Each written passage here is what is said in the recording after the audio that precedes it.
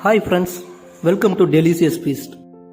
வாங்க, இன்றைக்கி நம்ம என்ன பார்க்க போகிறோம்னா சிம்பிளான ஒரு ஹெல்த்தியான ரெசிபி தாங்க பார்க்க போகிறோம். தேவையான பொருட்கள் என்னென்னு பார்த்துக்கலாங்க. வேர்க்கடலை பார்த்திங்கன்னா ஒரு 50 கிராம் அளவுக்கு எடுத்துக்கிட்டோம். நம்ம ஆல்ரெடி வீட்டில் பீனட் பட்டர் ரெடி பண்ணி வச்சுருக்கோம். அதனால் இது கொஞ்சம் சாம்பிளுக்காக கம்மியாக ரெடி பண்ணுறோங்க. பட்டர் இருந்தால் பட்டர் போட்டுங்க. அப்படி பட்டர் இல்லாதவங்க பார்த்திங்கன்னா 2 ஸ்பூன் ரிஃபைண்ட் ஆயில் சேர்த்துக்காங்க. தூளுப்பு சிறிதளவுங்க.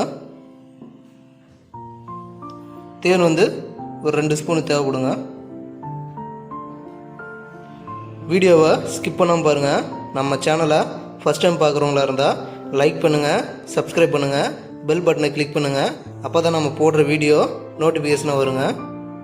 வாங்க, எப்படி பீனட் பட்டர் ரெடி பண்ணுறதுன்னு பார்க்கலாங்க. பாத்திரத்தை அடுப்பில் வச்சுக்கலாங்க. பாத்திரம் சூடானதும் நம்ம எடுத்து வச்சுருக்கிற வேர்க்கடலையை அதில் சேர்த்து நல்லா ஃப்ரை பண்ண ஆரம்பிச்சிடலாங்க.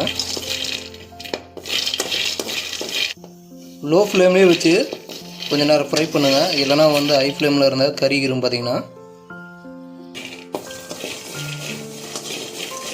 இது பார்த்திங்கன்னா நல்லா தோல் தனியாக வர அளவுக்கு நீக்கிற அளவுக்கு ஃப்ரை பண்ணுங்க.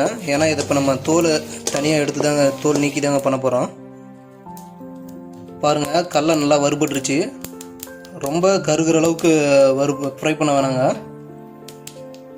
இதை இப்போ நம்ம வேறு பாத்திரத்தில் மாற்றி வச்சுக்கலாங்க. ஆறுனதுக்கப்புறம் தோல் நீக்கி வச்சுக்கலாங்க. பாருங்கள், நம்ம ஃப்ரை பண்ண வேர்க்கடலையை அந்த மாதிரி தோல் நீக்கி எடுத்து வச்சுங்க. இதை மிக்ஸி ஜாரில் மாற்றி அரைச்சிக்கலாங்க. ஹை ஸ்பீடில் ஓட வேணாங்க, பல்ஸ்லேயே வச்சு அரைச்சிக்கலாங்க. நம்ம எடுத்து வச்சுருக்கிற தூளுப்பை ஒரு பிஞ்ச் அளவுக்கு சேர்த்துக்கலாங்க.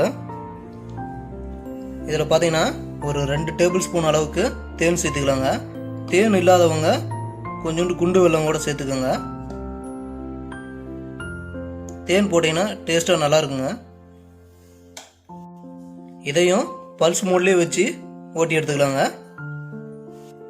தேன் சேர்த்து அரைச்சி எடுத்தாச்சுங்க. இப்போ ஹை ஸ்பீடில் வச்சு கொஞ்சம் ஓட்டலாங்க. ஏன்னா இப்போ வேர்க்கடலையில் இருக்கிற எண்ணெய் பிரிஞ்சு வர ஆரம்பிக்கும். இதில் பார்த்தீங்கன்னா ஒரு டேபிள் ஸ்பூன் அளவுக்கு நம்ம எடுத்து வச்சுருக்கிற ரிஃபைண்ட் ஆயிலை சேர்த்துக்கலாங்க. பட்டர் இருக்கிறவங்க பட்டர் சேர்த்துக்கோங்க.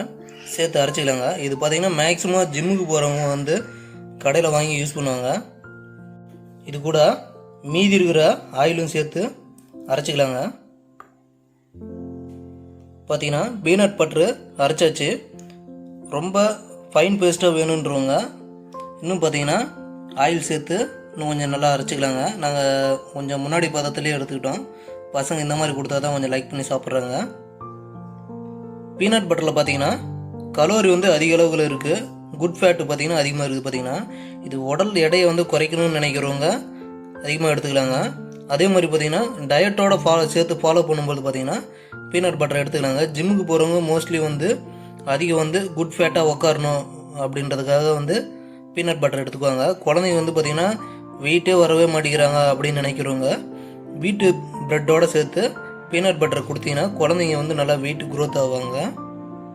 வீட் ப்ரெட்டுனா நீங்கள் வீட்டு ப்ரெட்டுன்னு நினச்சிக்காதீங்க. அதாவது கோதுமை ப்ரெட்டு.